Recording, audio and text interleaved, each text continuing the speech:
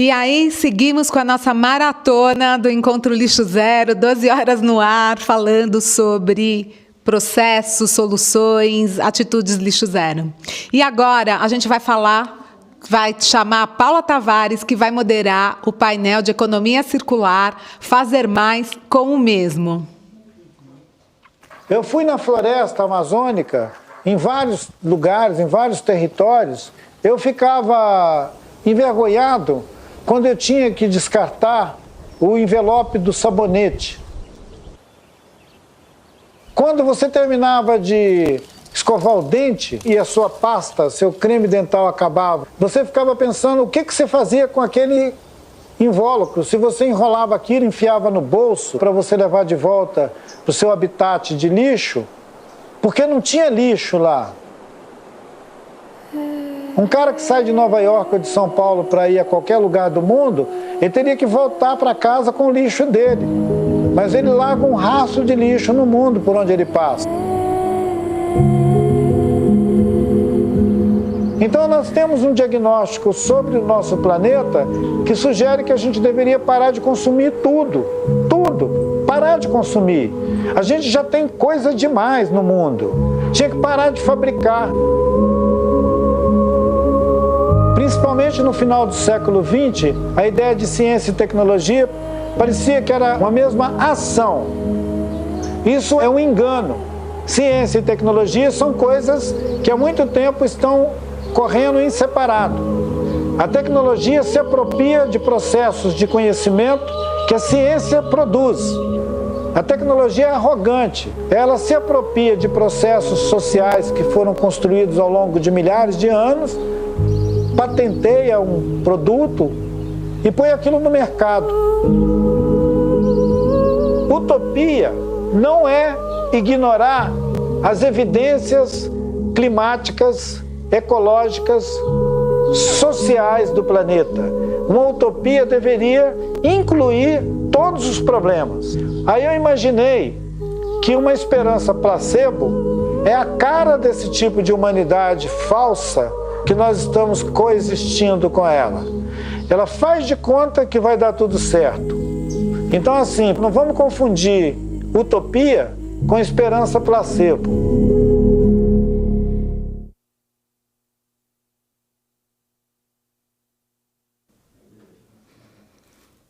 Boa tarde, sejam bem-vindos novamente. Eu sou a Paula Tavares, sócia da MFT, e muito feliz em ser um profissional pelo desenvolvimento sustentável. Eu até fiquei assim, sem palavras, porque eu adoro o Krenak, o jeito como ele fala toca a gente. E nada mais com sentido para abrir o nosso painel. Por quê? Porque hoje a gente está convidando você, pedindo para você fazer uma ação relacionada à economia circular. Vamos fazer mais com o mesmo. E aí, eu, então, queria chamar o pessoal do painel 3. Ah, estão todos aí. Oi, gente, de novo. Muito bom ver vocês aqui. Eu vou, então... A gente hoje vai conversar com o André Menezes, da Banco. Eu vou chamar o nome de vocês e depois vocês se apresentam e aí a gente começa a nossa conversa, tá bom? O André Menezes, então, é da Banco. Depois a gente vai falar com a Célia Freitas, da Terfane. O André Borges, do iFood. E o Carioca, da Coopercaps e Conatrec. André, se você quiser se apresentar. André Menezes, primeiro. Olá.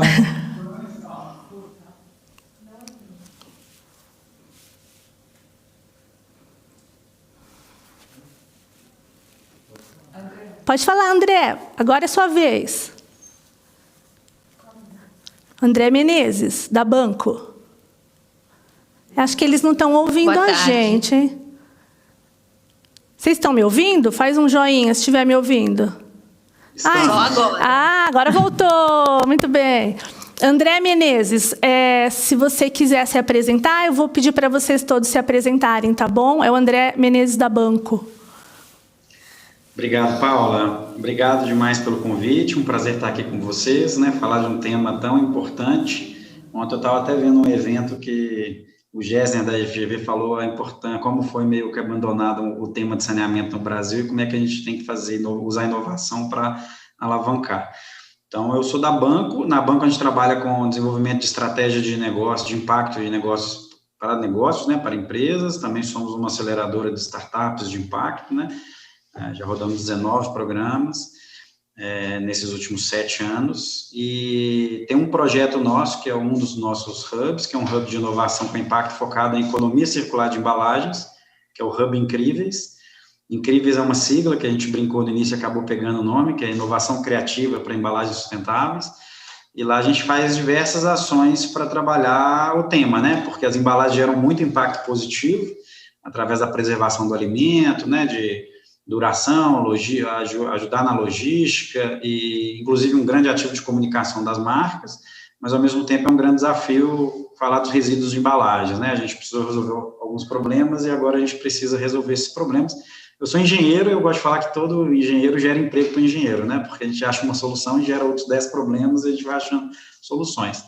Acredito muito no avanço da agenda e o Hub vem para complementar uma parte de mercado de o que falta, né, a gente fazer e como é que a gente integra esse tanto de ações legais que as organizações já fazem, governos e também terceiro setor, em prol do tema, né? Então, a gente desenvolve projetos, a gente fala de projetos setoriais, né, que eles não são estratégicos, o objetivo não é olhar para uma empresa, e sim olhar para um problema e como é que a gente integra isso nos negócios, inclusive para achar como fazer mais com o mesmo, né, que eu acho que é o tema desse painel aqui. Obrigado mais uma vez, Paula, pelo convite. A gente vai conversar bastante sobre alguns pontos que você colocou aí, né? Eu chamo, então, agora a Célia para se apresentar, a Célia Freitas, da Terfane. Obrigada, Paula. Então, boa tarde para todo mundo. Muito obrigada pelo convite. A Terfane é uma empresa que produz filmes de poliéster. Nós estamos na ponta da cadeia das embalagens plásticas flexíveis e, como o André falou, é um desafio para nós e para todos, como que a gente pode contribuir, colaborar com o meio ambiente. A embalagem, ela tem muitos pontos positivos, né? Ela ajuda a levar alimentos para todos os lugares desse país e do mundo, e temos alguns desafios, né? E o nosso objetivo aqui é como que a gente pode contribuir, como que cada um ao longo da cadeia pode fazer a sua parte para minimizar os problemas que nós mesmos, como seres humanos, como consumidores, estamos causando, vamos assim dizer, ao meio ambiente, como que a gente pode contribuir para minimizar isso. Então, a gente vai conversar hoje um pouquinho, né, sobre isso. Obrigada, Paula.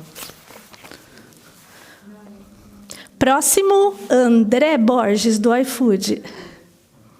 André, se você quiser... Boa tarde. Tudo bem? Meu nome é André, eu sou do time de sustentabilidade do iFood. Vim aqui hoje para contar um pouco do nosso programa de sustentabilidade, o iFood Regenera. Então, como a gente está pensando em trazer impacto positivo para o meio ambiente dentro das nossas operações. Estou bastante animado aqui em compartilhar aí esse painel 3. Obrigado. Bem-vindo, bem-vindo, Carioca. Agora é a hora da sua apresentação. Vamos lá. Boa tarde a todos. Mais uma vez, obrigado pelo convite, por estar aqui participando, discutindo soluções para que a gente possa cada vez mais aumentar a reciclagem do nosso país. Eu estou presidente da Copercaps, né, que é uma cooperativa especializada em soluções em coleta seletiva. Hoje nós temos 18 anos, hoje nós contamos com 5 centrais de triagem gerenciadas pela Copercaps. Geramos emprego e renda diretamente para mais de 350 pessoas. Processamos algo em torno aí de 3 mil toneladas mês. E a Copercaps, ela nasceu de um grupo de catadores, eu me incluo nesse hall. Fui durante 12 anos catador avulso, né? E hoje a cooperativa, ela, além de reciclar o lixo, recicla vidas, né? Então, obrigado pelo convite, viu? Muito bom. Essa conversa vai ser boa. Vamos, então, começar a conversa com o André da Banco. André, a gente combinou, né, de falar sobre vidro. Você já explicou todos os trabalhos, todas as iniciativas que você tem, né? E eu queria te perguntar a pergunta de $1 milhão, né? Quais são os desafios para inserção do vidro na cadeia produtiva no Brasil todo, para isso funcionar? Legal, adoro essas perguntas, porque a gente já discutiu muito elas, né? A gente até fez um meetup do Hub Incríveis recentemente, que é os desafios da cadeia do vidro. Então, está na ponta da língua. No Hub Incríveis, a gente trabalha com a discussão da temática de embalagem, economia circular de embalagens como um todo, né? Então, a gente olha para todas as cadeias e cada cadeia tem seus desafios. Uma não é igual à outra, a gente não acredita na comparação. Claro que cada marca escolhe, né, a forma de embalar o seu produto da melhor maneira, mas a cadeia de vidro tem me chamado bastante atenção. Porque na cadeia de plástico a gente tem muita gente falando, realmente é um desafio, mas que eu acredito que foi uma grande invenção do homem o plástico, né? Um item indestrutível, só que a gente usa às vezes para o descartável, a gente precisa achar caminhos melhores, né, de redução, conforme a pirâmide estava conversando com a Célia um pouquinho antes, né, redução, reutilização e reciclagem, né, que são as 3 estratégias principais que a gente usa para a cadeia. O papel também tem um grande volume gerado e tem uma cadeia que já utiliza ele bem. O metal, a gente vê de um lado as latinhas com grande recuperação, né? Claro, algumas discussões de custo social disso, né? Dos catadores, que a gente preza muito no Hub Incríveis. Os catadores, eles sempre participam, representados através da ANCAT e do Movimento Nacional de Catadores de Resíduos. E o vidro, que nos chamou a atenção, até porque a gente é patrocinado por 2 grandes marcas que usam vidro, né? Que é a Heineken e a Ambev, a Klabin, que também é patrocinadora de papel, e a gente começou a discutir muito esse tema. A gente viu que o vidro ele é pouco discutido, né? Ele ainda tem um desafio maior e ele tem algumas coisas invisíveis que eu falo. Tem uma rede invisível aí que o vidro, você não vê alguma retornabilidade que ele já tem, né? Porque o vidro ele das embalagens, um dos ativos que é mais utilizado dos 3 itens que eu falei. O reuso, né? Quem é mais velho aqui lembra que a gente ia com a garrafinha de coca ou de cerveja para comprar no supermercado, levava o vidro vazio e voltava com o vidro cheio. Então, excelente boa prática, né? Que é inclusive na Alemanha eles usam o PFAND, que é um modelo que o pessoal cobra, que é bem parecido com esse nosso de antigamente, né? O recipiente cheio custa R$5, mas se você levar o vidro custa R$4, né? Você tem um preço ali pela embalagem que acaba fomentando o reuso, e as grandes marcas, inclusive, reutilizam muito, né? Eles têm uma cadeia de reuso muito grande. Mas, ao mesmo tempo, vem crescendo a necessidade de reciclagem, porque o reuso, ele demanda uma logística muito cara, e atingir todas as regiões do Brasil com esse país imenso que a gente tem, continental, é um grande desafio. No início do ano passado, nossa jornada começou, a gente fez uma visita, a gente fez uma imersão numa cidade no Tocantins, que chama Caseara, é uma cidade de 5 mil habitantes, em parceria com um projeto amigo do Hub, que é o Fazenda do Futuro, do Gui, e a gente fez uma imersão de 4 dias lá na Amazônia, lá é o Ecótono, na verdade, né? O encontro do Cerrado com a Amazônia. E é uma cidade de 5 mil habitantes, a 5 horas mais ou menos de Palmas, e que tem lixão ainda, né? Porque é muito comum a gente fazer uma análise de resíduos e ir num aterro sanitário, e a gente queria ir no lixão, mas num lixão num ponto remoto, onde poucas pessoas vão. E quando você chega lá no lixão, aquele cenário de dor, né? Que você fala, nossa, eu enterro tudo, né, Telines? A gente fala lá, o pessoal só enterra, não tem nenhuma estrutura igual no aterro sanitário, de cuidado com lençol freático, etc. E a gente tem mais de 3 mil lixões no Brasil ainda, né? A gente tem mais de 3 mil aterros também, tem um movimento grande de mudança para aterro, né? O movimento do aterro é até um volume bem maior que o de lixão ainda, mas ainda é um grande desafio acabar com os lixões que a gente tinha que ter acabado algumas décadas atrás, na minha opinião. E quando a gente via várias marcas lá, né? E nessa jornada de olhar para as marcas, entender como que a gente pode usar isso a favor de desenvolver projetos práticos, a gente desenvolveu 2 projetos específicos do vidro, que foram muito interessantes. 3, na verdade, né? Eu vou falar do primeiro aqui, mas não vou me estender muito, que eu acho que vai ter vou dar um spoiler aqui do que vocês vão ver depois, né? A Heineken fez um projeto junto com uma startup, que é a ForGlass. O que a ForGlass faz? Ela coloca uma máquina de triturar vidro dentro de supermercados, eventos, bares, restaurantes, e isso o pessoal que consome joga a garrafinha de vidro lá, ele tritura no local, então para a logística facilita muito, né? Você está carregando carga, um volume muito menor, isso facilita bastante a logística. Ao mesmo tempo, eles integraram isso com marketing, né? Dando, cada pessoa que recuperar consegue um desconto numa marca Heineken, um produto Heineken, e eles fizeram um protótipo com GPA no ano 2019, e no ano 2020 começaram um protótipo com a Supernosso, que é uma marca que está assumindo o Carrefour Bairro, aqui em Belo Horizonte, onde eu fico, e tem tido bons resultados, né? Então, vocês vão ver aí um videozinho da Heineken apresentando esse projeto, que eu volto sempre, e a gente ajudou a pensar como esse modelo da Forglass poderia ser utilizado por mais cadeias, né? E expandir, olhando para o impacto, né? Para o território, e não só ampliando, né? Olhando para o marketing, olhando para a reciclagem, né? Mas também pensando em como é que podia pensar outras estratégias de impacto. Esse projeto está evoluindo muito bem, e eu toda semana vou lá levar minhas garrafinhas lá na O André, deixa eu te perguntar, né, que você colocou muito bem, né? Qual que é o nosso primeiro desafio? Evitar que se enterrem toneladas e toneladas de vidro. Por quê? O vidro ele é matéria-prima, né? O vidro ele é matéria-prima que pode ser usado várias vezes para a confecção de uma garrafa nova, de um vidro novo. E, assim, o vidro, ele também, a gente sempre tem algumas preocupações com o homem, né, com o catador que está ali mexendo. A gente tem problemas de risco ocupacional, né?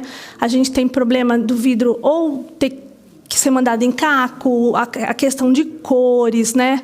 Tem a dificuldade do peso da garrafa também, né, que acaba tornando mais caro o transporte, a logística, tudo, né?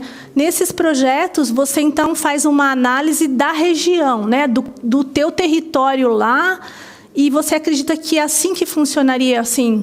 A gente tem um Brasil gigante, talvez um mapa, aqui eu tenho isso, aqui eu tenho aquilo, aqui você pode entregar via coleta seletiva, aqui vamos juntar várias pessoas, ou a gente já vê empresas que ela mesma devolve coleta no bar a garrafa que está vazia e quando da entrega das novas. Aqui em São Paulo a gente vai também ver um coletivo todo que se esforçou para coletar essas garrafas no Carnaval e continua fazendo isso, né? Assim, como que vocês imaginaram isso? Como que vocês desenharam isso para funcionar? E aí incluindo também a cooperativa nisso, né? Porque a gente ouve na cooperativa que o vidro dá muito trabalho, que o vidro é perigoso, e às vezes ele tem muito feito e aquele produto está ali parado. Então, assim, a gente vê que de uns anos para cá várias iniciativas têm sido feitas. Outro dia não, antes da pandemia, né? Agora é AC, né? E DC, antes do Covid e depois do Covid. Eu fui numa mega central e ali eles já tinham, para alguns produtos, uma caçamba para destinar isso. Mas lá no território, lá no Tocantins, isso não funciona. Lá onde o Krenak apareceu, também não, né? Então, assim, como é que vocês estão vencendo essa dificuldade desse planejamento do projeto para a embalagem de vidro, assim, no pós-consumo? Como rodar isso? Excelente pergunta. Eu gosto de falar que toda ação que a gente faz como ser humano gera impacto positivo e negativo. A gente tem que sempre entender isso, né, para a gente poder mensurar, porque na banca a gente trabalha com mensuração de impacto. Então, até citando aqui o Hub, né, o Hub ele é um espaço co-criado. A primeira coisa que a gente fez foi somar inteligências. Então, é co-criado pela banca, com essa expertise de impacto, medição de impacto, pela Tátil Design, que olha para branding, né, como é que a gente conecta esse impacto com as marcas e valorização das marcas, que é muito importante, com a Fundação Avina, que é uma referência para a coleta de resíduos sólidos no Brasil, trabalha bastante com catadores e com indústrias da transformação.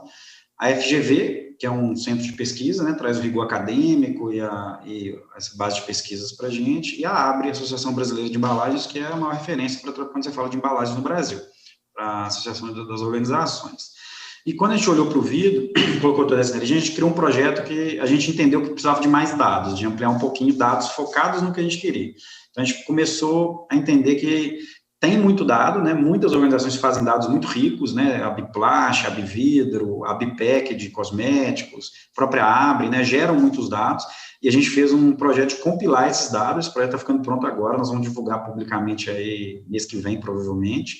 E nessa análise, a gente tentou entender esses desafios, porque o vidro, ao mesmo tempo que ele é muito positivo, né, ele é indestrutível, ele dura para sempre, pode reciclar várias vezes, ele escorrói pouco, mas ele também tem um problema de quebrar, né, de gerar o acidente de trabalho ali na hora que está manuseando, tem um maior cuidado, e o custo dele principalmente, né, segundo o relatório da Pragma com a ANCAT, que é o Anuário de Reciclagem, o vidro tem regiões que pagam 2 centavos o quilo.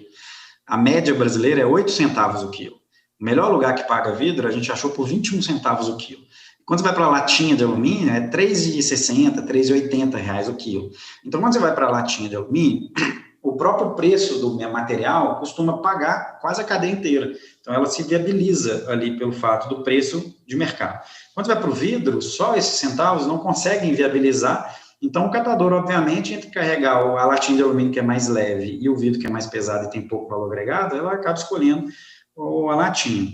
Tem um catador que falou até que vidro não tem solução, né? Mas a gente acredita que tem, a gente está estudando isso, e o vidro, na hora que ele vai para o meio ambiente, ele fica lá disposto na natureza durante bastante tempo, no aterro sanitário, mas ele pode ser reutilizado. Então, a cadeia do vidro, ela funciona das recuperações, né, usando a reciclagem, tem uma cadeia de reuso, igual comentei, que é muito grande, pouca gente fala sobre, eu acho que isso é importante falar, né, a gente no Brasil estima que 60% a 70% do vidro ele é reutilizado, então é um volume muito alto, e os outros 40% que sobra tem que ser trabalhado o ativo de reciclagem. Nesse ativo de reciclagem, o vidro ele precisa ser triturado, ele precisa ser separado, né, tirar o rótulo, né, separar por cores. A Masfix, por exemplo, e a Vidroporto são empresas que fazem isso, né, esse beneficiamento do vidro, para depois vender para a fábrica de vidro e poder construir uma nova embalagem, né, que aí a própria Vidroporto, a Oasis Illinois, a Verallia, né, várias organizações, a própria Ambev tem uma fábrica de vidro para uso próprio. Então, o vidro ele tem uma cadeia desenvolvida, a gente precisa pensar nesses valores, né, como que eles estão ficando e como é que a gente organiza e agrega valor. Porque, de um lado, a gente sabe que a cadeia nos paga, então fazer mais com o mesmo na latinha é possível, mas no vidro a gente precisa, talvez, fazer mais com mais, né? A gente precisa colocar um investimento a mais para fazer, e é sempre esse desafio. Como é que eu coloco isso como valor agregado para a estratégia das organizações, né? Se a estratégia da organização é recuperar mais vidro, ela usar muito vidro, recuperar mais vidro está dentro da estratégia dela. Daqui a pouco nós vamos ouvir o André falar aí da Regenera, que eu estou doido para ouvir, mas sou um fã do iFood aí, tem um bar-restaurante, uso o iFood no dia a dia também, e eu acho que é isso, né, as empresas estão cada vez mais desenhando sua estratégia, entendendo que as externalidades delas são responsabilidades dela também, não únicas, né, é corresponsabilidade, né, o consumidor tem sua corresponsabilidade, a empresa tem, o convertedor de embalagem tem, o fabricante de vidro tem, então como é que a gente desenha essa cadeia para que todo mundo seja beneficiado proporcionalmente, né? Eu acho que esse é um dos grandes desafios do vidro. A pergunta de $1 milhão é qual é o valor mínimo que a gente deveria pagar para essa cadeia se viabilizar. Eu ouço essa pergunta direto. Não é fácil, porque isso varia de território para território, né? Mas tem jeito, né? Tem cases no mundo, inclusive, de reciclagem muito alta do vidro, né? A Alemanha chega a 70%, 80%. A gente tem cases de políticas públicas que se desenvolveram, mas, ao mesmo tempo, ligadas às estratégias e compromissos das organizações. E a gente está no Hub fazendo essa pesquisa junto com a FGV, né, para poder mapear essa cadeia inteira, todos os dados que existem, para trazer mais dados, para construir uma cadeia mais sustentável. E é assim, a gente tem mania de falar culpar alguém, né, quem que é o culpado, quem que não é, mas, na verdade, tem que estar todo mundo querendo, né, está todo mundo investindo nisso, só precisa ajustar alguns pontinhos e eu acho que a gente está sempre melhorando. A gente for ver, as cadeias vêm se melhorando.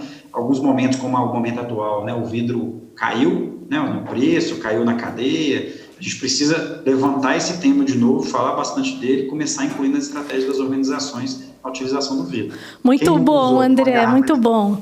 Agora, então, a gente volta com você daqui a pouco, tá? Vamos falar, então, com a Célia, né? Célia, se você quiser se apresentar. Então, como eu falei, sou da empresa, né, da Terfane, que produz filmes de poliéster, e como o André disse, cada um tem sua responsabilidade aí no todo, né? O que a Terfane faz? Nós estamos na ponta da cadeia das embalagens flexíveis. Então, a necessidade de ter uma embalagem hoje para proteger os alimentos, para conservar, para transportar, eu acho que isso é indiscutível, todo mundo sabe o quanto é importante e necessário. Não dá mais para a gente ir na mercearia e comprar o arroz, o feijão, como se comprava na época da minha avó, tudo a granel, isso é muito complicado, né? Então, a possibilidade que as embalagens trouxeram para os alimentos, de você poder chegar a todos os cantos desse país, isso realmente é indiscutível. O que a gente está trabalhando do nosso lado de embalagens flexíveis? Vocês, como consumidores, já devem ter visto no mercado se eu substituo uma embalagem flexível, uma embalagem rígida por uma embalagem flexível. Por exemplo, quando nós vemos esse tipo de produto, né, que está numa embalagem rígida, e ele é apresentado num sachê, como o pessoal chama, né, uma embalagem stand-up out, um flexível, só aqui eu já tenho uma redução de 70% de material de embalagem, né, então eu tenho uma redução de 70% de plástico, fora outras reduções em termos de logística, de transporte, único material de embalagem. Então, um dos pontos que a gente trabalha, primeiro, é reduzir. Então, se eu trabalhar com uma embalagem mais leve, eu estou gerando menos lixo para o meio ambiente, eu estou gerando menos material para descarte. Fora que eu tenho uma redução significativa em transporte, isso também é ser sustentável. Se eu comparar, por exemplo, um caminhão que transporta uma mesma quantidade de produto, de alimento, se eu comparar uma embalagem flexível contra uma lata, eu tenho no mesmo caminhão, por exemplo, se eu comparar molho de tomate num sachê contra uma lata, eu tenho 94% de alimento sendo transportado contra 6% de embalagem, se eu vou para uma embalagem flexível, enquanto que de uma lata eu tenho metade do caminhão é embalagem e a outra metade só é alimento. Então, a nossa maior preocupação é em manter o alimento, em transportar alimento, em manter diminuir o desperdício, eu conseguir transportar mais material por menos, né? Então, eu consigo uma embalagem mais leve. Fora isso, então a gente tem essa preocupação grande de redução, de poder substituir produtos que não são tão fáceis de reciclar, a gente vai falar um pouquinho de reciclagem depois, por exemplo, eu posso substituir uma folha de alumínio por um filme de poliéster metalizado, garantindo a mesma proteção que eu tenho no alimento, o mesmo shelf life, e eu diminuo o peso também e eu facilito a reciclagem desse material. Existe uma preocupação grande também com o descarte, porque assim, como eu estava comentando com eles, quando a gente vê a embalagem, o saquinho de qualquer alimento, ou mesmo uma garrafa plástica que eu vejo na praia, ela não foi caminhando até lá. A embalagem não tem pés, ela não chegou lá sozinha. Alguém levou, alguém descartou de maneira incorreta. E são alimentos muito leves, você consegue ver, né? Enquanto às vezes uma embalagem mais pesada está lá no fundo do mar também, ninguém levou, ela não foi sozinha para lá. Então, a consciência das pessoas, do usuário, de nós todos como consumidores, aonde nós vamos descartar essa embalagem, isso é muito importante, né? Por outro lado, o que a gente já vem fazendo dentro de casa? A gente utiliza pallets que são de materiais retornáveis, então ele vai levar o material e ele volta, eu higienizo e utilizo o mesmo material, então a gente desenvolveu todo um sistema de pallets retornáveis, e como nós estamos na cadeia do poliéster, que é o mesmo polímero, o mesmo tipo de plástico que faz a garrafinha da água que todo mundo conhece, isso daqui é PET. E o PET é um dos plásticos mais reciclados no Brasil e no mundo. E por que ele é reciclado? Ele tem valor, é verdade, e ele é o polímero, ou plástico, como chamam, que ele pode voltar a ser uma embalagem.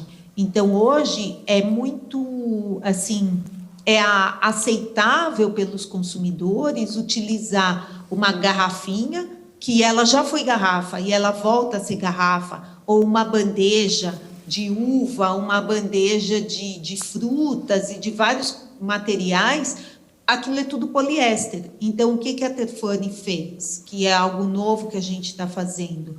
Nós, então, estamos introduzindo, deixando de utilizar a matéria-prima virgem e utilizando esse material pós-consumo de garrafa PET dentro da nossa linha de produtos.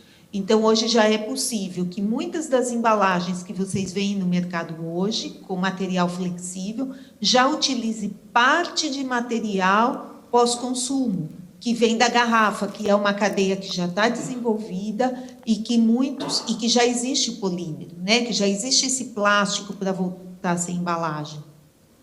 Esse material, ele tem que ter aprovação da Anvisa para entrar em contato direto com alimentos. Então, as empresas se organizaram, trabalham em todo o processo e nós também, para que a gente possa introduzir.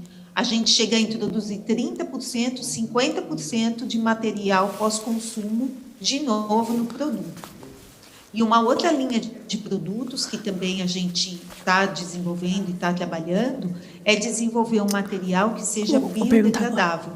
Como o André disse, boa parte do lixo, do material das embalagens, do material consumido no país, vai para o lixão. Essa é a nossa realidade. Você pega países desenvolvidos, utilizam como material de embalagem, vai para fornos, para incineração, para ser usado como energia. Aqui não, a maioria vai para o lixão. Né? Então, o que a gente está fazendo? Nós estamos desenvolvemos já um material que ele vai se decompor no lixão, em aterro sanitário, que é a nossa realidade. Então, que levaria centenas de anos para se decompor, hoje ele pode se degradar em 4 anos. Então, assim, são ações que nós estamos fazendo preocupados justamente com o meio ambiente e nós, na ponta da cadeia, o que podemos fazer para ter uma embalagem mais sustentável e com um consumo também mais consciente. Ô, Célia, deixa eu te perguntar uma coisa que a gente sempre fica tentando ver como trabalhar isso, né? O ideal na economia circular é que, desde o nascimento do produto, ele já seja pensado para cumprir toda a etapa e ter um fim de vida que nunca aconteça. Ele vai sempre retornando dentro de uma cadeia. Quando não der nessa, ele passa para uma próxima, né? Então, assim, no caso do pós-consumo das embalagens plásticas, né, as embalagens flexíveis, como poderia ser pensado isso para agilizar? A gente sabe que várias ações têm sido feitas, né? Mas como que seriam os desafios? Como que a gente podia agilizar isso para ter essa cadeia fechada? Que nem você falou, você consegue usar embalagem, que é o PCR, PET-PCR, numa nova embalagem, né? Então, para o PET, a gente já vê essa realidade existindo, né? Como fechar essa cadeia para outras embalagens, assim? Como é que a gente poderia pensar nisso? Eu acho, Paula, esse é o grande desafio, né? A Terfane investiu junto com uma empresa que trabalha nessa linha de reciclagem e foi desenvolvida uma nova resina, um novo material plástico com as embalagens pós-consumo laminadas do jeito que a gente tem hoje. Então, você pensa em embalagem de café, leite em pó, molho de tomate. Essas embalagens, elas podem voltar na cadeia de novo, não como uma embalagem para alimentos, porque já foram utilizadas e ali tem misturas de material, estão contaminadas com o próprio alimento, mas elas podem voltar e ser uma resina, e daí nós podemos fazer outros produtos. Então, você pode fazer um banco. Então, o que a gente ganha com isso? Podem ser brinquedos para uma praça, bancos para escola, para praças, para você colocar onde quiser. Então, assim, com isso a gente substitui matéria-prima virgem, você substitui até madeira, né, que tem reflorestamento sim, mas e o custo para tudo isso? O custo com transporte e tanto desmatamento que tem. Então, não só brinquedos, bancos, você pode fazer lajotas para pisos de praças, de calçadas. Na Colômbia tem um projeto muito bonito que eles fazem tijolos como se fossem blocos de montar, tipo um Lego. Então, você pode construir você pode construir uma sala, você pode construir até casas, eu já vi eles fazendo. Então, assim, existem várias possibilidades. O mais difícil é que a gente junte a cadeia toda, né, e comece que isso se viabilize.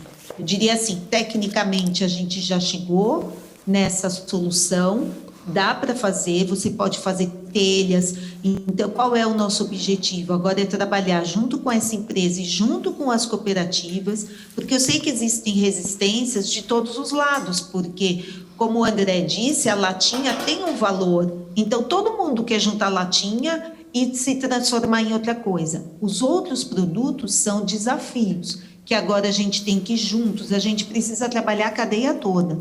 Não adianta só nós estamos numa ponta da cadeia, não adianta a cooperativa tentar reciclar, se no meio a gente não conseguir juntar, né? Então, assim, o que a gente trabalhou foi essa solução técnica, a gente já fez, você pode fazer baldes, pode fazer pallets, lixeiras, vários materiais são possíveis de construir, de fazer, de preparar com essa resina. Então, é possível sim. O nosso objetivo é aliar os benefícios desses tipos de embalagem, né, e converter em outros materiais e trabalhar juntos para viabilizar o produto.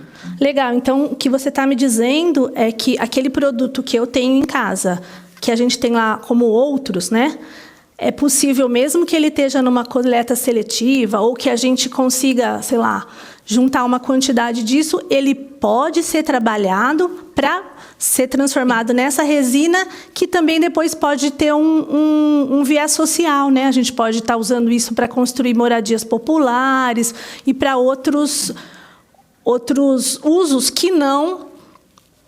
uns usos mais heróicos, vamos falar assim, né? Mais devidos, e não mandar isso direto para o aterro, né? Então...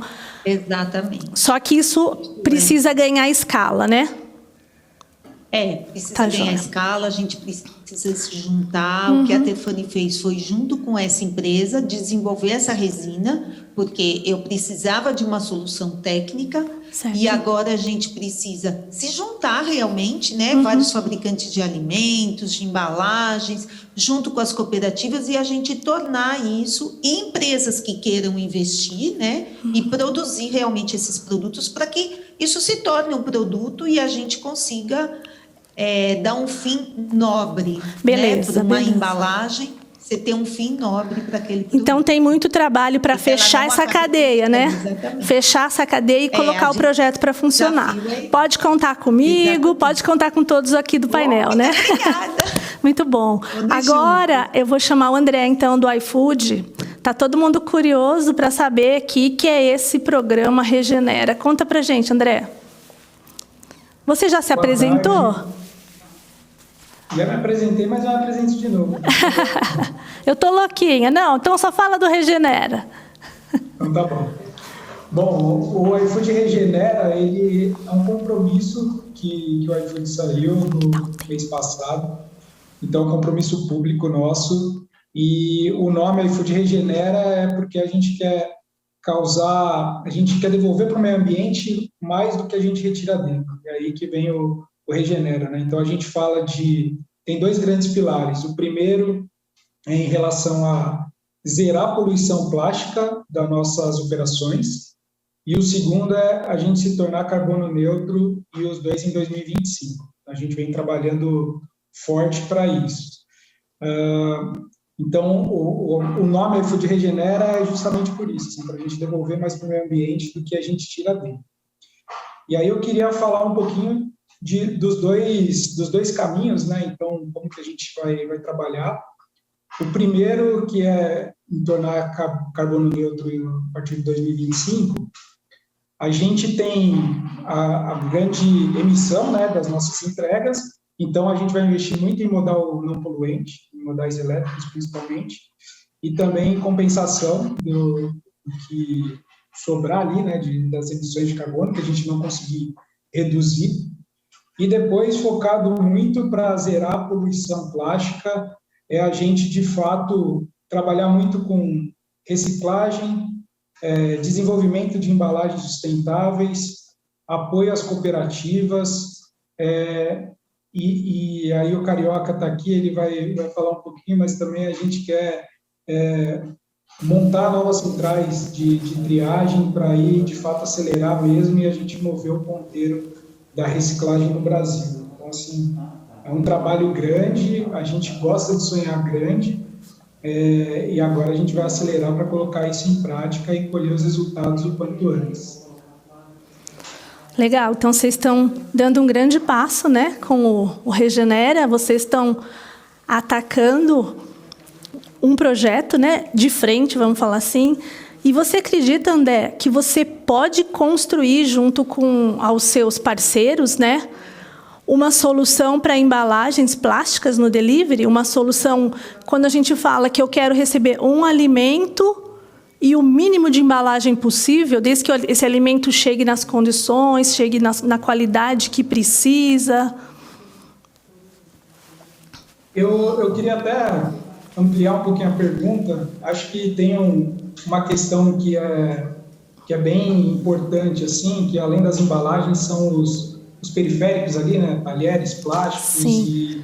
E a gente plástico de uso único, né? Plástico de uso único, acho que esse talvez seja o grande vilão aí.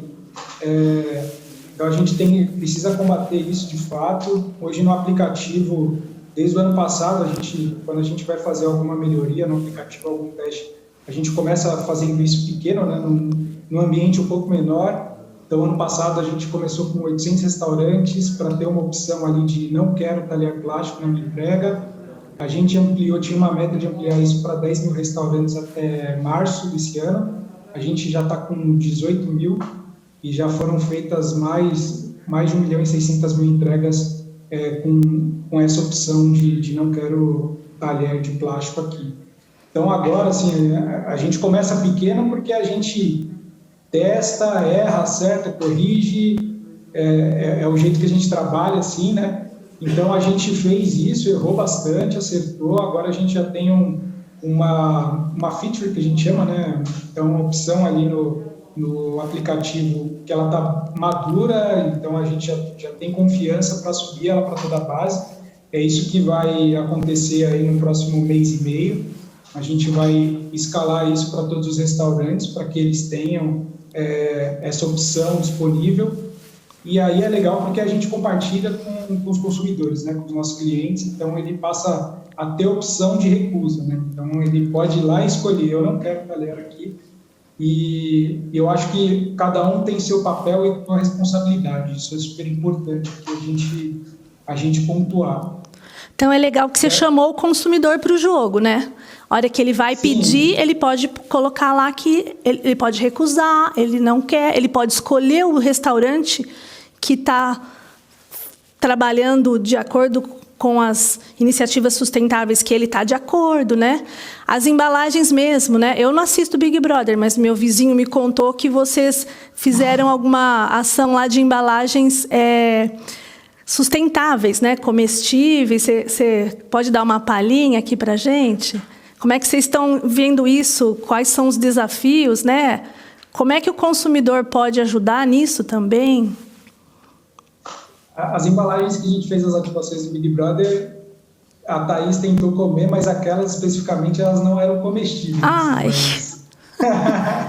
Mas existem embalagens que são comestíveis, enfim, mas não era o caso daquelas. Mas acho que é um palco legal, assim, o iFood ele tem uma responsabilidade de conseguir usar o tamanho e a audiência que ele tem, né? Então, a gente fez uma ativação, a gente falou de embalagem sustentável no horário mais caro da TV. Assim. Então, acho que isso é uma forma também de movimentar e estimular isso.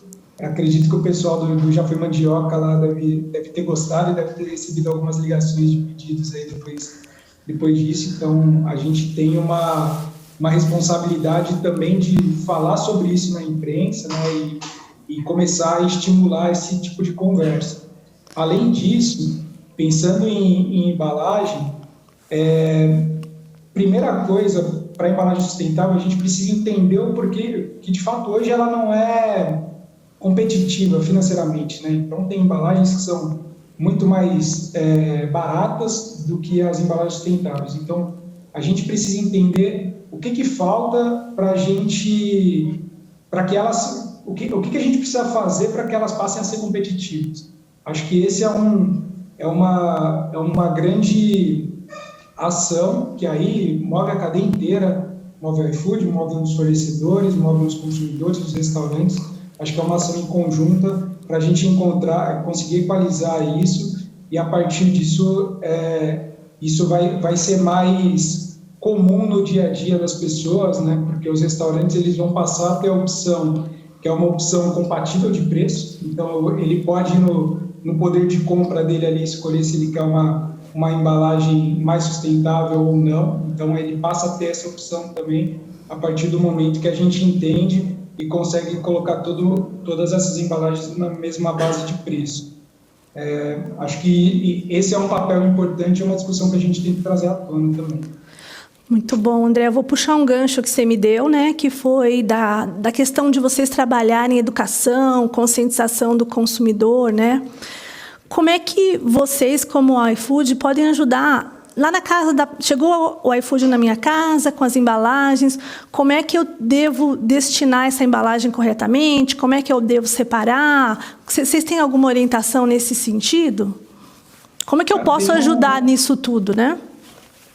Claro, essa é uma dúvida que é bastante comum, assim, né? Dentro de casa, então eu recebo a minha embalagem, como que eu separo?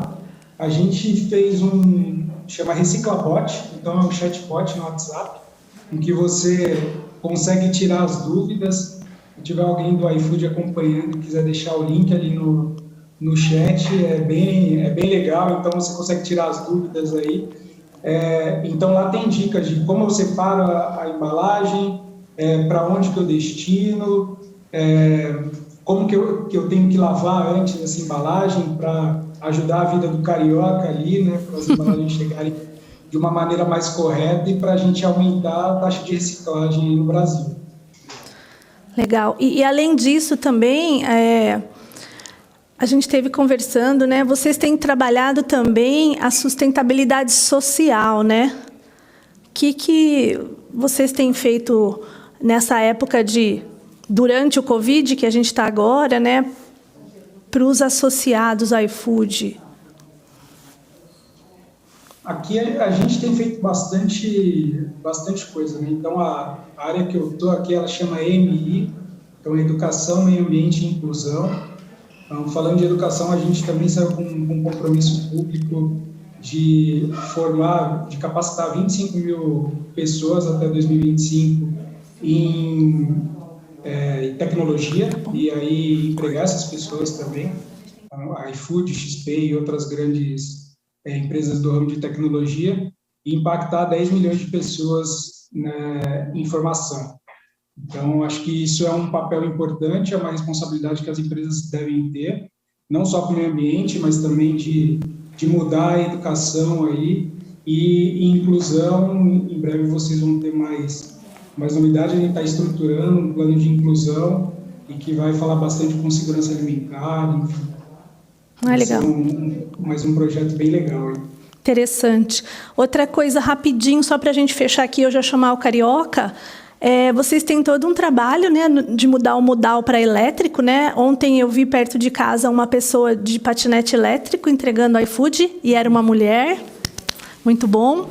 E também a questão de reaproveitamento da mochila do iFood ou de outros insumos que vocês usam, né, nas entregas. E aí a gente fecha com você e passa daqui a pouquinho para o Carioca. Tá bom. Bom, então, primeiro de modal elétrico, a gente já tem um programa muito legal que chama iFood Pedal. Então, é um incentivo, é uma parceria com a Tembici. Então, a gente usa as bicicletas convencionais e também tem um incentivo a bicicletas elétricas, né? Então, a gente começou em São Paulo, ampliou para o Rio no começo desse ano, e a ideia é ampliar mais ainda. E também a gente vai fazer alguns testes com motos elétricas, então, para a gente ver qual é o desempenho, qual é a autonomia, como que funciona esse modal. E aí, igual eu falei, a gente começa a reduzir nossa pegada de carbono nas entregas, e aí a gente compensa o que precisar. E a segunda pergunta ali, a gente tem um projeto que é muito legal, que é desde 2019 aí, que chama Já Fui Bag. Então, a gente recicla aquela parte da bag dos empregadores e a gente transforma em sacolas retornáveis. Foram mais de 80 toneladas aí que originalmente iriam para aterro, né? E a gente conseguiu dar outra finalidade para elas, então significar. É um projeto bem legal, aí começou com a Lê lá em 2019, hoje a Bia Top, então a gente fica muito feliz de conseguir ter esse impacto também. Muito bom, muito bom. Então, parabéns aí pelo programa Regenera, que outros deliveries sigam na mesma linha, né? E agora, Obrigado. então, vamos falar, Carioca?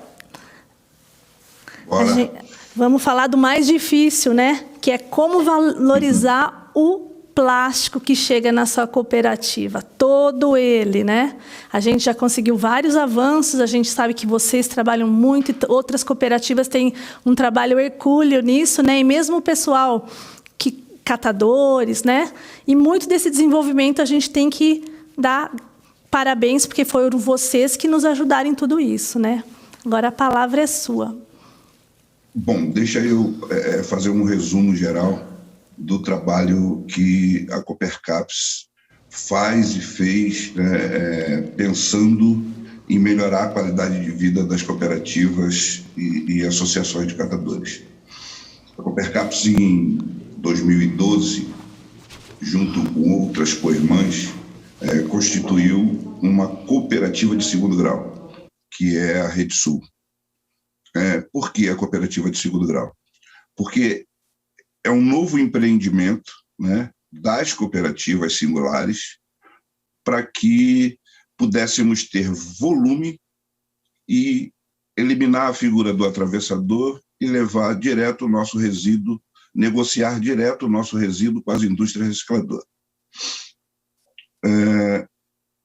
No ano passado, nós, um grupo de cooperativas de segundo grau, a Rede Sul, a FEPACORE e a FEBRACON do Rio de Janeiro, fizemos várias reuniões e achamos que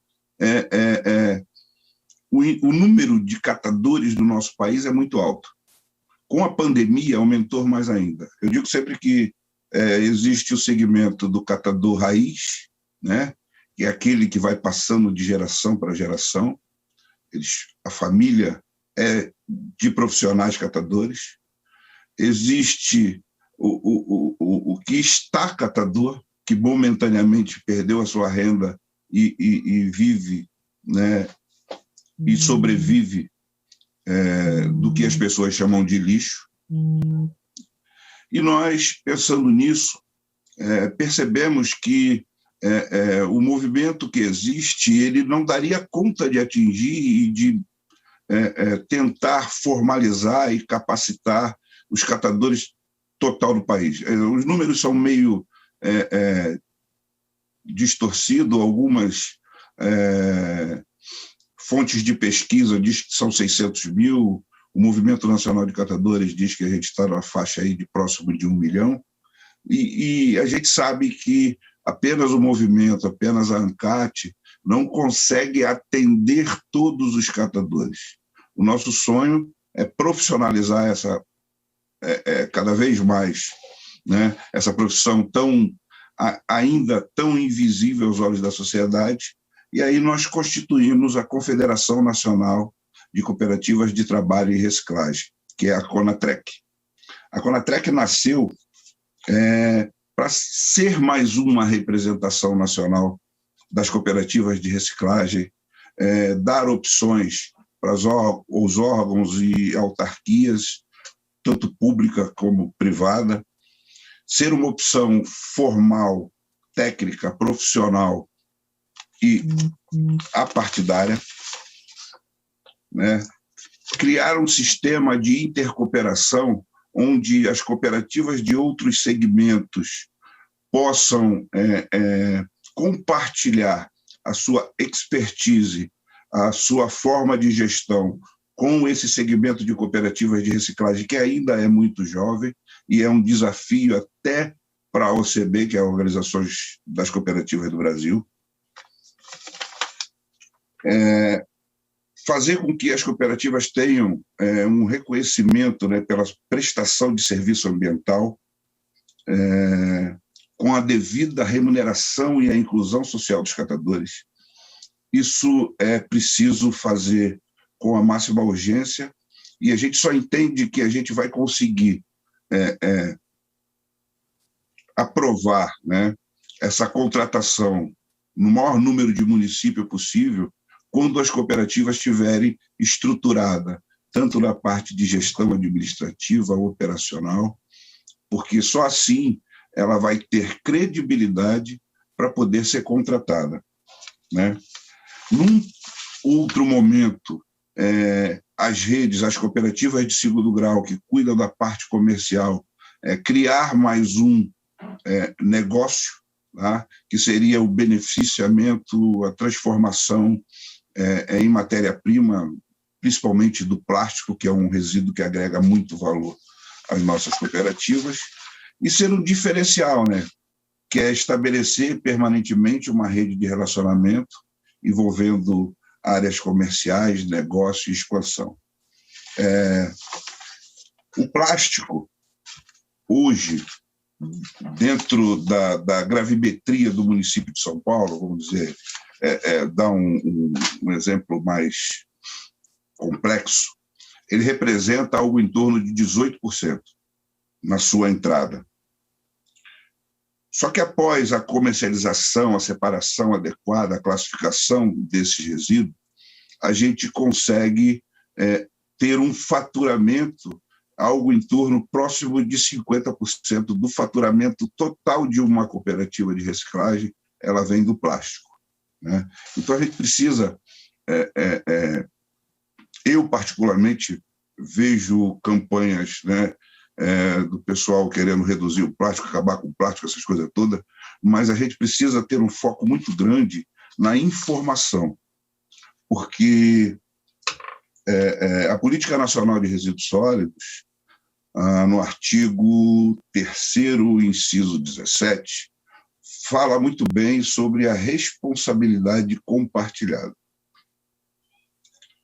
pelo ciclo de vida dos produtos, né? A responsabilidade compartilhada, ela envolve produtores, fabricantes, importadores, distribuidores, consumidores, poder público, mas o principal ator na responsabilidade compartilhada são os consumidores. E muitas das vezes esses consumidores eles não têm acesso à informação. E isso é muito importante, é bacana ver a apresentação do André Borges, né, falando sobre, num horário nobre, tem uma participação e dizendo a importância das embalagens, como é feita, e etc, etc. Precisava também os fabricantes de embalagem, num horário nobre, que é o horário que a grande maioria das famílias estão reunidas, e trazer informações para essas pessoas. Não é porque elas são mal educadas, não é o descarte incorreto que a gente vê aí, os oceanos, os mangues, os rios, poluídos com várias embalagens plásticas, e aí o que destaca mais é quando a gente bate o olho lá e vê uma grande empresa que está lá o produto dela. A gente acaba condenando essa empresa por tudo aquilo que está lá no oceano. Mas, na verdade, como você há pouco disse muito bem, são as pessoas que faltam informação.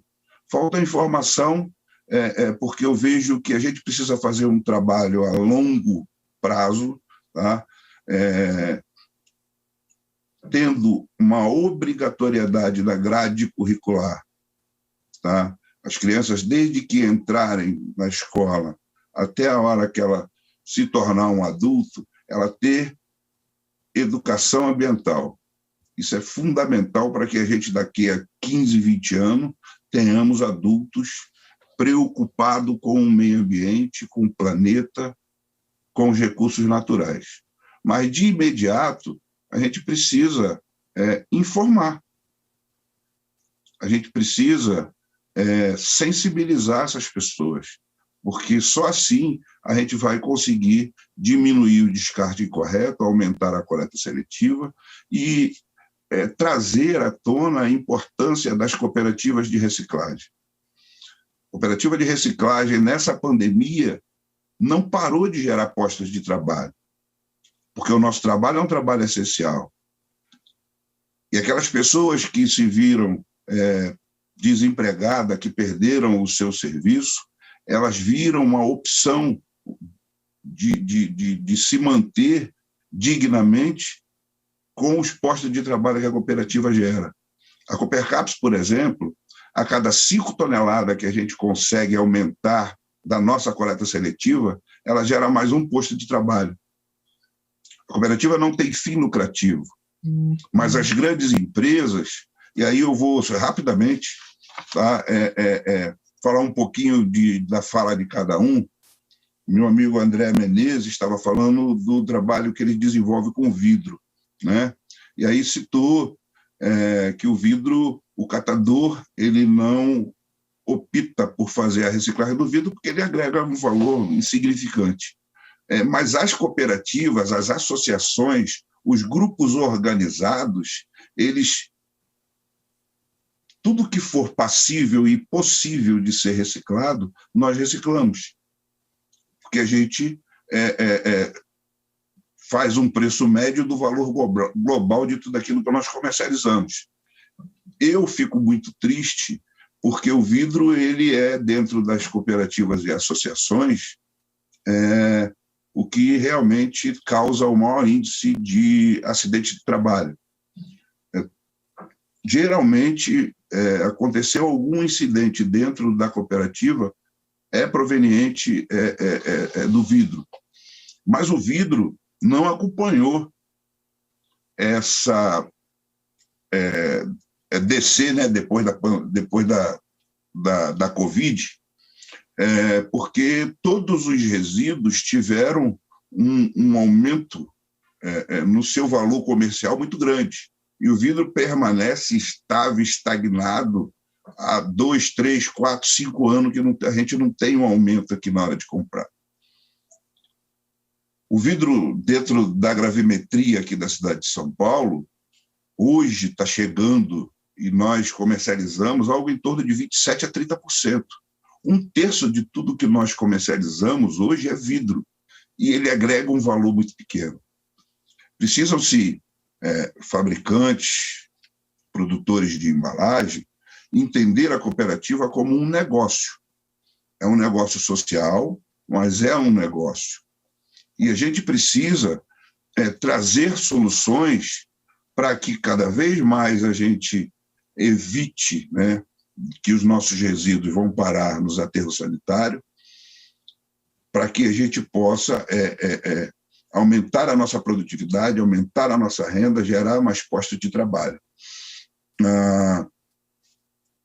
A Célia trouxe uma coisa que eu já ia pontuar. Carioca, Oi.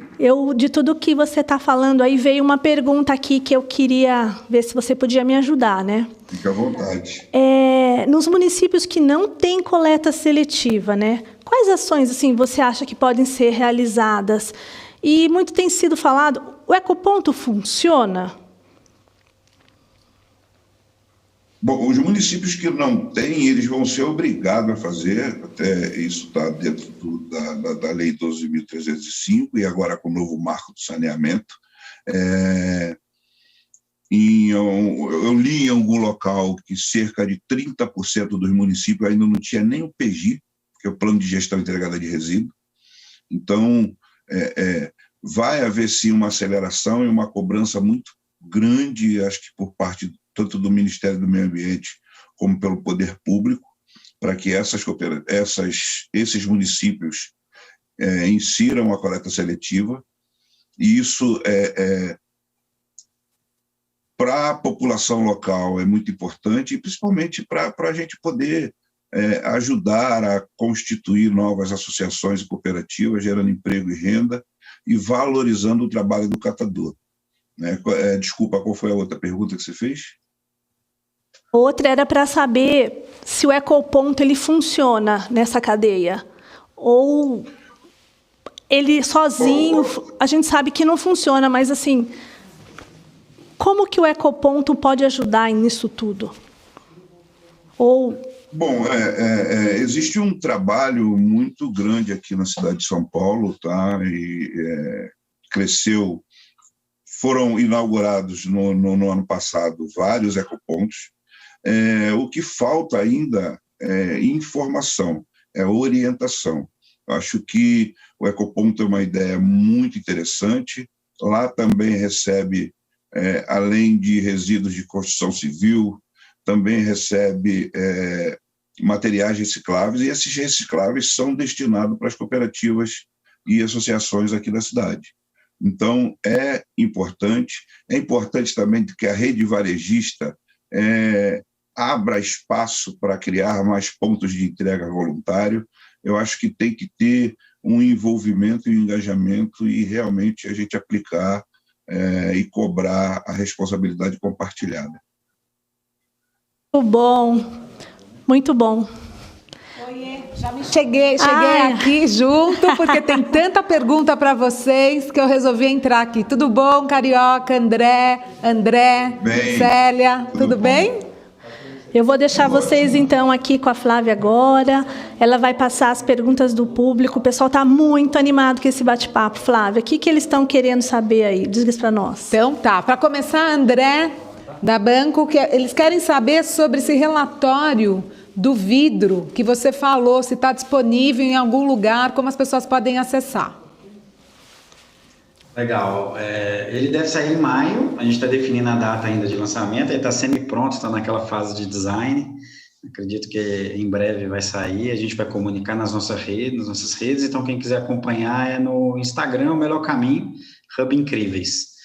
E já dando um spoiler também, a gente vai colocar o nosso BI, a gente tem um Business Intelligence para pensar em dados para embalagens, né, que até agora é utilizado só pelos patrocinadores do Hub, e a partir de maio também vai ficar público, né, para todo mundo poder acessar. Então, a expectativa é que a gente consiga ajudar bastante com as análises que a gente fez no ano passado e as integrações, né? A gente criou alguns indicadores, né, pensa em como analisar os dados, né, do SNIS, Abrelp, IPEA, como é que a gente soma isso tudo e usa a favor dos negócios, né? Esse é o papel do Hub. Boa, obrigada, André. Então, galera que perguntou, muita gente perguntando sobre isso, seguindo aí o Hub Incríveis para a gente saber quando isso vai estar disponível. Para Célia, o pessoal quer saber muito de como está a reciclabilidade dos flexíveis, tá? E gerou muita dúvida em relação, você mostrou aquela embalagem, né, flexível, ela é reciclada ou não? Então, é o que eu estava comentando agora, são recicláveis, o que eu comentei, né? As embalagens flexíveis, elas são recicláveis, é possível reciclar, e o que a gente está fazendo é assim, algumas já são, inclusive, recicladas, e se converte numa outra resina e é usado para outras aplicações que não alimentos, e o que a gente quer é fomentar e se juntar ao longo da cadeia toda, para realmente tornar que a embalagem flexível ela tenha um destino nobre e ela possa ser transformada em outros materiais, né? Não necessariamente uma embalagem, ela não tem como voltar para a embalagem de alimentos, mas a gente tem esse trabalho, a solução técnica já existe e talvez fosse o que o Carioca ia comentar, mas assim, a gente tem que se juntar com as cooperativas, com os fabricantes de alimentos, de embalagens. O Carioca estava comentando a respeito dos pontos de coleta, isso é muito importante, que a gente tenha a cadeia varejista nos ajudando, porque a coleta vamos assim dizer, é um dos entraves para tornar isso viável. E depois, ao longo da cadeia toda, que todo mundo aceite trabalhar com material reciclado, né? Porque às vezes ele não é tão bonito quanto um material virgem. Eu talvez não vá conseguir fazer uma estrutura transparente com alto brilho, mas é assim, todos aceitarem e tornar essa embalagem um outro produto, como eu mostrei que já existem em vários outros países, né? Tá, mas quando você fala, então, ela é reciclável, mas hoje, pensando, a gente está falando, né, do Encontro Lixo Zero em São Paulo. Em São Paulo, a gente tem cooperativas, por exemplo, Coopercaps hoje consegue reciclar, aceitar essa embalagem, vender, comercializar? Existe uma cadeia já formada? Hoje já existe, já tem embalagens. Eu não sei a Coopercaps exatamente, mas hoje já tem embalagens que utilizam. Hoje já tem reciclado de embalagem, né? Embalagem laminada, sendo reciclada e sendo convertida em lonas, em outros tipos de produto. Hoje já existe. Não é totalmente difundido, não tem em grande escala, mas é possível e já existe. Legal. Carioca, quer complementar alguma coisa sobre essa minha pergunta? Assim, vários produtos, né, são passíveis de serem recicláveis, mas que a indústria recicladora acaba não comprando de volta esse resíduo, digamos assim. Existem trabalhos pontuais, né, com os flexíveis, de testes que vai um pouco de resíduo, mas a indústria fabricante dessa embalagem, ele ainda não está dando essa oportunidade para as cooperativas de catadores. Então, tem alguns, e eu posso exemplificar em mais plástico, por exemplo, numa padaria vende aqueles bolinhos para festas de escritório, aquela parte de cima é PET laminada, aquele resíduo, ninguém compra aquele material, entendeu? Então, são vários plásticos que são passíveis de serem recicláveis, mas que não existe reciclabilidade. E assim, que nem você falou, desculpa, deu muito também ter aqui. Por exemplo, essas embalagens da padaria, né, do bolinho, de outros materiais que a gente... Bandeja de fruta, de uva, que é muito comum no mercado. Pois é, o PET bandeja. Eu ia te perguntar desse. O PET bandeja que ninguém recicla e tá aí aos montes, então, né? Mas é o mesmo material da garrafa de água que todo mundo quer reciclar. Então, é assim, por que a garrafa de água é reciclada e a bandejinha não? Porque foi desenvolvido e criado todo um processo de reciclagem de garrafa, muito bem estruturado no Brasil, é excelente, por sinal, a gente recicla uma quantidade enorme de garrafas e ainda muita coisa vai para o lixão. Então, assim, até a utilização desse resíduo da garrafa na nossa linha de produtos, que é o que a gente vem fazendo, é para ajudar a fomentar mais a cadeia, é reutilizar mesmo o material, mas a bandeja também pode ser reciclada. Alguns podem dizer, ela não entra no processo de reciclagem da garrafa. É porque da forma como está desenhada a reciclagem da garrafa, ele está desenhado prontinho para a garrafa, mas é o mesmo material. Então, se ele for picado como é picada a garrafa e ele entrar de novo no processo, é possível de reciclar a bandejinha. Então, alguns já disseram assim para mim, a gente não pega, aí talvez o Carioca possa complementar, mas eu já ouvi de as cooperativas dizerem assim, a gente não quer reciclar essa bandejinha porque existem bandejas que você vê transparentes e que não são poliéster, e isso pode contaminar minha linha. É verdade. Mas aí cabe aos fabricantes de embalagem e a todos nós se organizarem e que realmente exista uma identificação. Existe um outro tipo de plástico que ele, ao olhar de um consumidor, ele é muito parecido com o da bandejinha da uva, né? Mas existem formas de identificar. E o que pode ser feito para que realmente só venha o poliéster e ele possa ser reciclado? Por exemplo, a garrafa. Existe a garrafa da água transparente, existe uma garrafa que é verde, existe a outra que é branco, né? Então, tem várias, vamos assim dizer, vários tipos de embalagens e eles seguiram caminhos diferentes. Então, o mercado de bandejas plásticas, por exemplo, na Inglaterra, é um grande mercado. As frutas, elas são todas, não todas, mas uma grande parte é embalada em bandejas. E por que é embalada em bandeja? Também nos Estados Unidos e em países desenvolvidos. Porque eles não podem ter perda de alimento. O Brasil é um grande produtor de alimentos. E existem estudos que mostram que 30% dos alimentos produzidos são perdidos, é desperdício. E isso é no transporte, isso é no próprio ponto de venda. Você pega as bandejas de frutas hoje no supermercado, elas são abertas. O consumidor abre, aquilo cai no chão, cai na gôndola. Você pega o supermercado, pode falar com eles, tem um desperdício muito grande. Por exemplo, a gente tem uma linha de produtos que a gente vende para esse tipo de embalagem, para que você tenha uma embalagem hermética, que você tenha a segurança do alimento, você tenha um shelf life maior, você tenha uma vida útil do alimento maior. E é o mesmo material da bandeja, e isso pode ser reciclado junto, o filme e a bandeja, e voltar a ser uma bandeja. Mas Célia, de novo, a mesma pergunta, mas esse material, ele é reciclável, mas é reciclado? Porque eu acho que é esse o nosso grande impasse. E como é que a gente muda essa lógica? Né? Exatamente, ele é reciclável.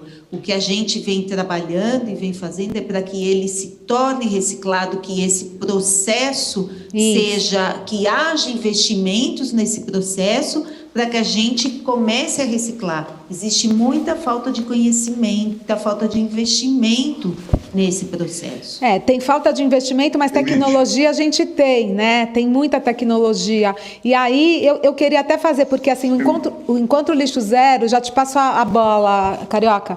O Encontro Lixo Zero tem o objetivo de realmente fomentar que o consumidor também olhe para isso e entenda qual é o papel dele e como ele pode contribuir. Não dá mais para a gente aceitar, né, milhares e milhares de embalagens flexíveis, a gente sabendo que isso não tem um destino, né? Porque a gente também está envolvido com cooperativa. Mas assim, qual é o grande ponto? Aonde que a gente tem que se unir, né, para realmente fazer uma mudança? E aí, para mim, André, Carioca, acho que estão mais próximas. O André do iFood, eu já tenho 3 perguntas para você, já chego em você, mas acho que esse é um grande tema. Quando a gente fala de plástico flexível que não é reciclado, sempre dá né? A gente fica realmente... Aonde que a gente precisa mudar? Existe a tecnologia, a gente já sabe que isso não é reciclado. Você da indústria está dizendo, olha... Poderia ser, o que a gente precisa fazer? Qual é a combinação de forças para a gente poder alavancar e andar com isso, né? Posso comentar rapidinho? Sim. Eu acho que a gente estava falando aqui antes, Flávia, bom te encontrar de novo aqui, e o bom de ser engenheiro é que toda vez que a gente cria uma solução, a gente cria outros problemas também, né? Eu acho que tem os pilares que a gente tem que defender, que é de reduzir, reutilizar e reciclar, né? Tem outros pilares para baixo, de incineração, etc., até o ponto de descarte mesmo, né? De ir para o aterro. Eu acho que a gente, como ser humano, tem evoluído muito nisso, né? O flexível, ele reduz, né? Segundo a Célia comentou, 60%, 70% do volume, que era uma necessidade quando a gente fala de redução. Só que aí a gente criou uma solução para isso e agora precisa achar as outras soluções. Então, eu acho que vem desenvolvendo. Eu acho que é passo a passo, sabe? A gente, ao mesmo tempo que vê que o assunto foi esquecido, por outro lado da tecnologia está sendo a favor, eu acho que a gente está evoluindo, né? A gente tem que sempre ponderar que a gente é ser humano e que é difícil demais, né? Você fazer um negócio 100%. Eu gosto de contar várias histórias que a gente pode citar, que ficar aqui horas falando de empresas que fizeram ações pensando bem, mas que no final acabaram gerando impacto negativo e depois precisaram revisar essa ação, né? Eu acho que isso é muito legal. Excelente tema, assim, para discutir. Eu acho interessante também colocar, né, que a gente deve pensar em que cada um deve fazer a sua parte, né? E tentar trazer os outros no jogo, porque, como você falou, né, Flávia? Existem empresas, mas elas têm interesse nisso? Real, genuíno, né? Sim, elas têm que ter esse material como negócio. Hoje a gente conhece uma, eu vou dar um spoiler depois na nossa intervenção que vem na sequência, a gente vai mostrar uma aqui no estado de São Paulo, que está trabalhando com embalagens flexíveis, né? E a gente vê tantas outras pequenas tentando crescer. Então, por que não a gente não juntar tudo, colocar o consumidor no jogo, colocar a cooperativa, dessa cooperativa ter uma quantidade boa, né?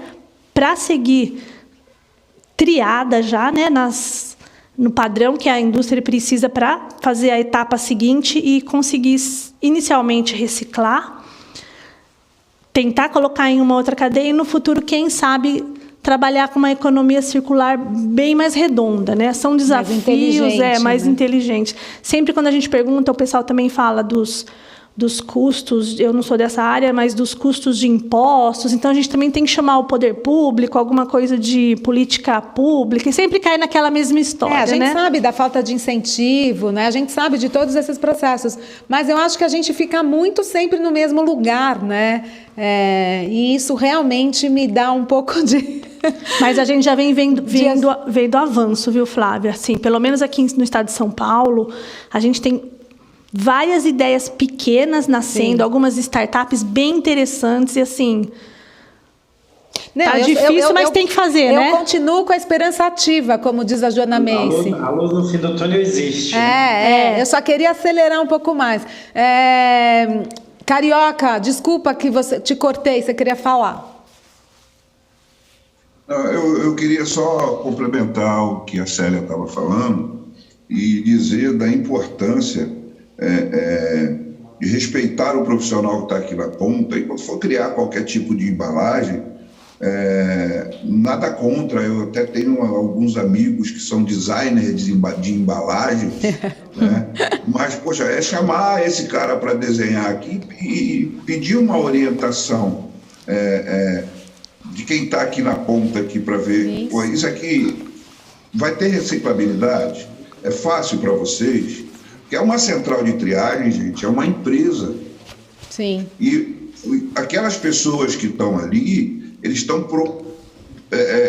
preocupados com a sua produtividade.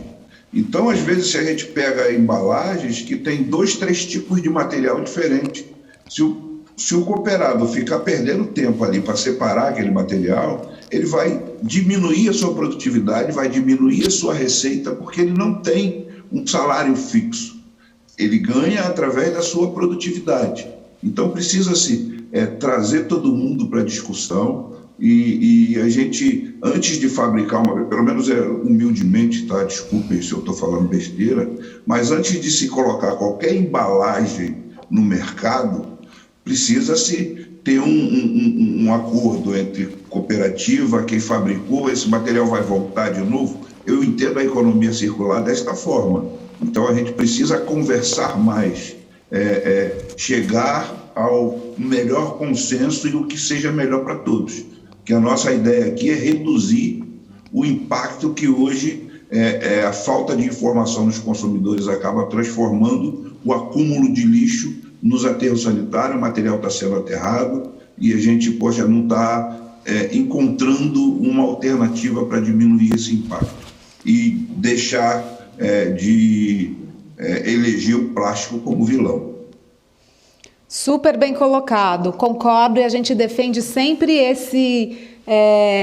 essa visão cooperada, né, colaborativa. O ano passado a gente fez um painel também do Encontro Lixo Zero falando sobre embalagens, com designers, com pessoal também cooperativa, com fabricantes. Então, assim, a gente precisa levar muito a sério esse tema, né? Porque é isso, a gente continua produzindo embalagens multimateriais, coloridas, coisas que vão para o lixo, né? André Borges, vamos lá, iFood. A gente quer saber, o pessoal está perguntando o seguinte, o ataque maior do iFood hoje é para reciclagem ou para um desenvolvimento de solução mais sustentável? Excelente pergunta. Eu enxergo, assim, primeiro que a gente tem que ir nas duas pontas, né? Eu enxergo que o desenvolvimento de embalagem ele tem um resultado a médio e longo prazo. Então, é exatamente isso que o Carioca falou. A gente tem que chamar todos os elos da cadeia e conversar, colocar todo mundo na mesma mesa. E aí, de fato, desenvolver uma embalagem que seja sustentável, pensando em toda a cadeia. Então, eu enxergo isso como uma solução de médio e longo prazo. E a gente vai ter um workshop. O Carioca já está convidado aí ao vivo para participar dessa construção com a gente. E uma outra linha de pensamento, que aí é mais urgente, assim, né, é a gente investir em reciclagem. Pelo seguinte, quando você olha a taxa do Brasil de conseguir reciclar de 3% a 4%, do que é gerado é muito baixo. Então, aí você tem uma oportunidade gigante de mandar menos coisa para aterro. E quando a gente fala ali de compartilhar e cada um assumir a responsabilidade, acho que esse é o ponto importante. Então, a gente tem que trabalhar desde do consumidor ali, né? Eu sou responsável pelo resíduo que eu gero. Então, eu tenho uma responsabilidade de separar isso e procurar onde destinar corretamente, né? Tem uma outra questão de estrutura que aí o iFood ele vai investir, vai entrar forte, em aumentar o número de pontos de coletas. Então, com isso, eu melhoro a minha captação e melhoro a qualidade que vai chegar na cooperativa no final. Então, quanto melhor esse material for separado no começo, a minha chance de aumentar minha taxa final ali, de isso gerar receita para as cooperativas, ela aumenta junto. Então, se eu tiver um material contaminado desde o começo, a chance de ir para aterro é quase 100%. Agora, se eu conseguir segregar isso na fonte melhor, a gente tem mais chance de sucesso. E aí eu vou dar mais 6 minutos. Eu também não quero inventar a roda, tá? Mas tem os pontos do Grupo Pão de Açúcar ali que tem, né? Os pontos de coleta. Ali são pontos bons, alguns vão para Copercaps e tem um índice de reciclabilidade melhor. Então, a gente quer fazer isso com outros mercados, com outras redes de mercado grande, colocar pontos de coleta em condomínios, enfim, acho que a gente tem um trabalho forte para aumentar isso. Depois a gente tem a outra parte que é investir nas cooperativas, então aí é muito mais ouvir o que eles precisam e como a gente pode ajudar. Às vezes ajudar com gestão, às vezes é algum programa ali que aumente a eficiência, às vezes é com estrutura, às vezes é com maquinário. Então a gente precisa primeiro ouvir, entender o que cada cooperativa precisa, e cada uma vai ter uma demanda, e como que a gente viabiliza e ajuda nisso. E eu acho que um outro ponto que é super importante, eu venho falando com muitas pessoas nos últimos meses, é assim, tem muita coisa que ainda vai para aterro, porque falta, às vezes, alguma conexão assim, entre a cooperativa ou quem tem esse resíduo e a indústria transformadora que utiliza isso como insumo de produção. Então, eu acho que fazer essa conexão aqui é super André, importante. Precisa dar mais matches, né? Exatamente. Precisa dar mais match. E todos os atores têm que querer dar o match, né? Também, exatamente. Alguém, né, tem que ficar fácil esse relacionamento. Posso um minutinho só? Lógico. Nós da Copercaps estamos nos conhecendo, né? Conhecendo esse projeto iFood Regenera, e é muito bacana. E nós gostaríamos imensamente de fazer parte dessa parceria aí, porque eu acredito que a gente tem muito a agregar e somar com tudo isso aí que vocês estão fazendo e desenvolvendo. Parabéns pelo trabalho de vocês, viu? Eu acho que, assim, a minha próxima pergunta, André, para você qual estágio desse programa, quer dizer, em que momento que vocês estão, né? Eu acho que é super importante. Eu acho que quando a gente convidou vocês para estarem aqui, e eu achei muito legal vocês participarem, porque realmente a gente precisa que essas empresas, que as grandes empresas, elas venham aqui e falem o que elas estão fazendo, porque vocês são pontos muito... A abrangência, né, de um iFood é muito grande, pode transformar muito. Então, eu achei muito legal vocês estarem participando aqui, trazendo essa transparência. Então, a pergunta que vem é: em que estágio vocês estão de todo esse programa do Regenera? Eu já vou emendar uma outra. Isso está acontecendo só em São Paulo, mas em qual localidade vocês vão atuar? A gente está estendendo isso para as periferias, que a gente também sabe que é uma região que muito desassistida em todos os sentidos, né? Sim. E a gente sabe que a geração de resíduos é bem alta. Boa pergunta. Eu vou dividir ela em algumas partes. Tem algumas coisas que já estão um pouco mais avançadas, outras estão um pouco mais no estágio inicial. Então, essa solução do aplicativo de você recusar ali a ida de itens plásticos, né, quando você dá essa opção para o consumidor, Isso já está no estágio mais avançado, então a gente agora, no próximo mês e meio, a gente vai subir isso para toda a nossa base de restaurantes, são mais de 200 mil restaurantes. Então, esse é um que já está num estágio mais avançado. E os outros, eles estão num estágio um pouco mais inicial. Então, a gente está com alguns projetos aqui para São Paulo e principalmente no Rio de Janeiro. Então, a gente vai testar alguns modelos. E aí, a partir desse momento, quando a gente entender qual que é o modelo que funciona melhor, e aí é São Paulo e capital, assim, mas abrangendo a periferia também, tá? A partir do momento que a gente entender qual que é o melhor programa, aí a gente vai ampliar isso e a gente pensa em Brasil, a gente pensa em abrangência nacional, tá? Bacana, super bom. Eu quero lançar um desafio para o iFood. A gente sempre lança desafios no Encontro Lixo Zero, e que o ano que vem que a gente esteja aqui e que a gente possa trazer um relatório já das ações, do que está acontecendo, né? É uma rede muito... É uma rede que vai acompanhar de perto, né? E a gente gostaria de que o ano que vem você viesse para contar a evolução. Tudo bem? Topa? Top, super top. A gente vai ter o relatório de sustentabilidade. Eu só queria deixar um último recado, assim, que eu acho que é importante. O iFood, ele não quer colocar capa de herói e achar que vai resolver o problema sozinho, né? Então, a gente entende que a gente tem nossa responsabilidade, a gente está tentando fazer a nossa parte, melhorar as coisas, mas eu convido aqui outras empresas também a fazerem o mesmo, assim, sabe? A assumir a responsabilidade e colocar em prática algumas ações, assim, que nesse momento, ainda mais de pandemia, a gente precisa da ajuda de todo mundo. Eu acho que só aqui nesse painel você já teve aí boa amostra. Você já tem a Coopercaps aí, você já tem o André, tem a Célia. Eu acho aqui a gente já tem um cosmos, né? Um micromundo, vamos falar, né? Para poder ajudar. Gente, para a gente fechando, eu queria uma fala de cada um, só para a gente fechar aí, uma orientação, o que vocês quiserem. Começando com o Carioca, pode ser? Pode ser. Primeiro, mais uma vez, agradecer vocês pelo convite. Muito honrado em poder estar participando aqui com todo o time aí que fez parte desse painel. Só para deixar aqui, para finalizar, deixar um número aqui bem interessante.